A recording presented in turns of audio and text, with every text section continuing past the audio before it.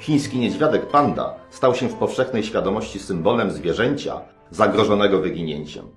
Z powagi sytuacji zdano sobie sprawę dopiero, gdy jego liczebność spadła do 1114 sztuk. Dzięki wysiłkom naukowców z całego świata liczba tych zwierząt w środowisku naturalnym powoli, ale systematycznie wzrasta i zbliża się już do 2000, co pozwala mieć nadzieję, że przyszłe pokolenia będą miały, tak jak my, szansę zobaczyć te zwierzęta żywe. Co łączy pandę z papugami siedzącymi przede mną? Ano to, że należą one do gatunków skrajnie zagrożonych wyginięciem i w środowisku naturalnym są niekiedy rzadsze niż panda. Tylko czy słyszeliście Państwo, by ktoś trzymał w domu żywą pandę? Z całą pewnością nie. Posiada ją w swoich kolekcjach jedynie kilka największych na świecie ogrodów zoologicznych.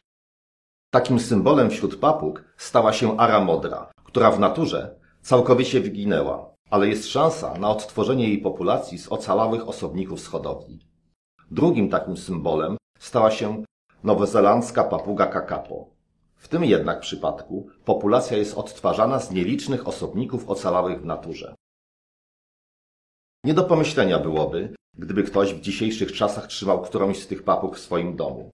Ale inne gatunki papug, które w swoim środowisku naturalnym również zmierzają ku zagładzie, dzięki dobremu rozmnażaniu się w licznych, nawet amatorskich hodowlach, stały się tak powszechnie dostępne, że ich opiekunowie nawet nie zdają sobie sprawy z ich sytuacji w naturze.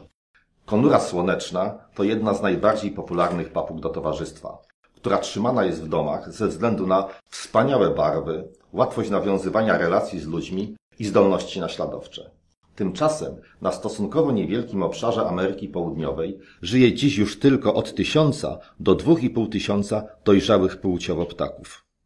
Prawie do końca ubiegłego wieku konury te odławiane były w wielkich ilościach i wysyłane głównie do Stanów Zjednoczonych, legalnie i nielegalnie.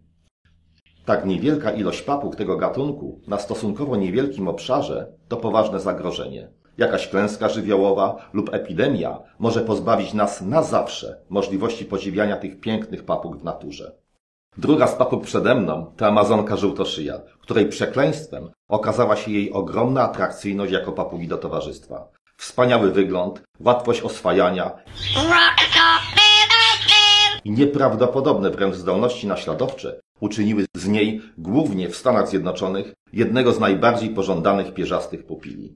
Jej cena wciąż rosła, a to przełożyło się bezpośrednio na rabunkowy odłów w środowisku naturalnym, przemyt i nielegalny handel. I pomimo ukrócenia ostatnio tych procederów, dramat tych pięknych papug wciąż trwa. Wciąż bowiem postępuje wycinka lasów. Dlatego trwa obecnie proces zmiany jej statusu w Czerwonej Księdze z gatunku zagrożonego na krytycznie zagrożony. Dzika populacja tych amazonek to dziś zaledwie 1500–1600 ptaków, a jeszcze 30 lat temu ich populację liczono w setkach tysięcy osobników. Tak więc, podczas gdy w naturze populacje amazonek żółtoszyich i konur słonecznych systematycznie znikają, to w licznych hodowlach na całym świecie kolejne już pokolenia tych pierwszych, jeszcze odławianych osobników odbywają pomyślne lęgi i stają się coraz powszechniejsze. Te piękne, młodziutkie papugi przede mną są tego najlepszym dowodem. Takich gatunków jak te dwa, czyli krytycznie zagrożonych w naturze, a bardziej niż popularnych jako domowi pupile i w amatorskich hodowlach jest znacznie więcej. Bardzo popularną papugą do towarzystwa jest na przykład ara szafirowa, szczególnie znana jest w Stanach Zjednoczonych, ale również zaczęła już pojawiać się w polskich domach. Nie pomylcie jej Państwo z niezmiernie w Polsce popularną arą zwyczajną, zwaną również ararauną, do której na pierwszy rzut oka jest bardzo podobna.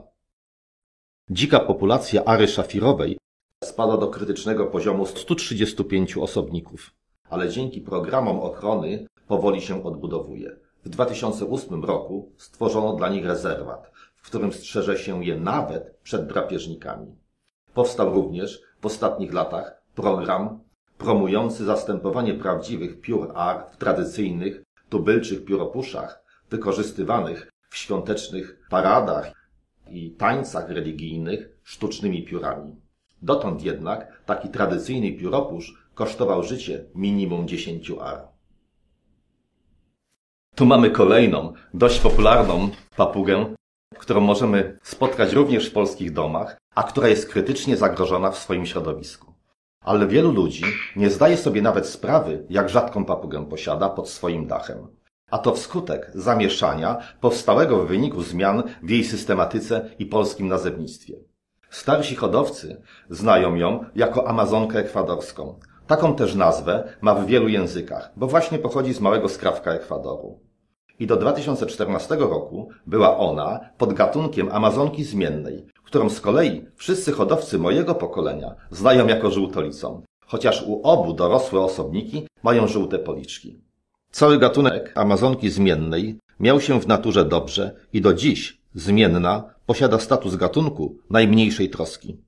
Ale kiedy w 2014 roku ten podgatunek został wyodrębniony jako osobny gatunek Amazona lilacina i otrzymał polską nazwę amazonki żółtolicej, to dopiero wtedy okazało się, że na wolności jedynie w Ekwadorze przetrwało zaledwie 1000 do 2500 ptaków z tego nowego gatunku i otrzymał on status krytycznie zagrożonego.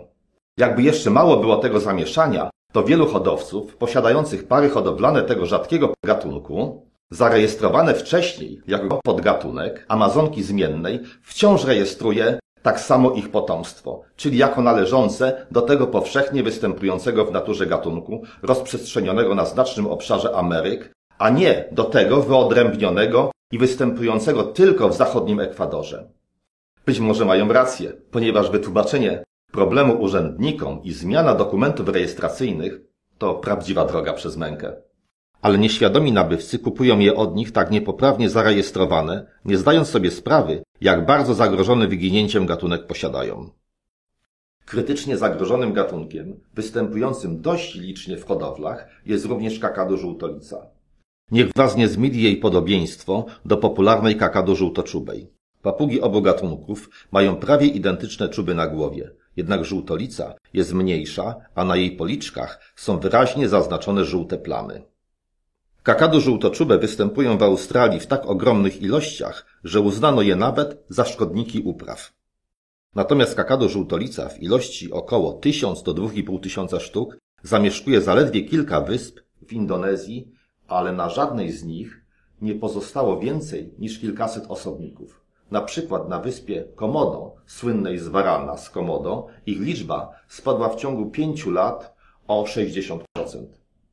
Kakadu żółtolica nie jest zbyt znana w Polsce, ale wszyscy na pewno znacie kakadu białą, która tak licznie występuje w europejskich hodowlach, że w wielu krajach zwolniono ją nawet z obowiązku rejestracji, a w Polsce jest bardzo popularną papugą do towarzystwa.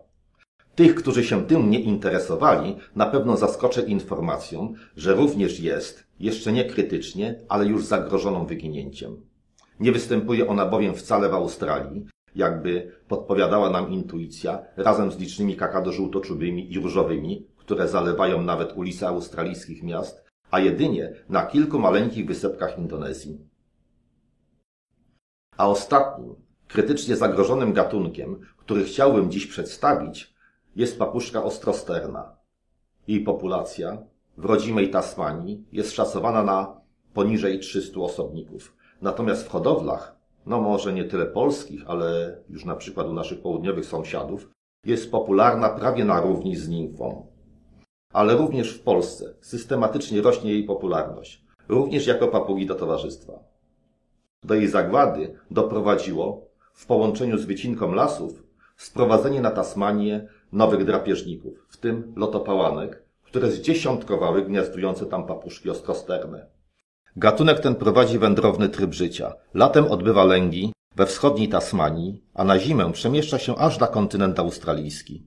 Jako ciekawostkę dodam, że jest to najszybciej latająca papuga, a osiągane przez nią prędkości lotu przekraczają 100 km na godzinę. Jestem przekonany, że wielu z oglądających ten film może pomyśleć, że choć to przykre, że w środowisku naturalnym papugi wymierają, to jednak nie jest to tragedią, bo w naszych domach i w hodowlach są ich ogromne ilości i zawsze, jeśli będzie taka potrzeba, można je przenieść do natury. Ale tak niestety nie jest. A dlaczego? To postaram się wyjaśnić w kolejnym filmie.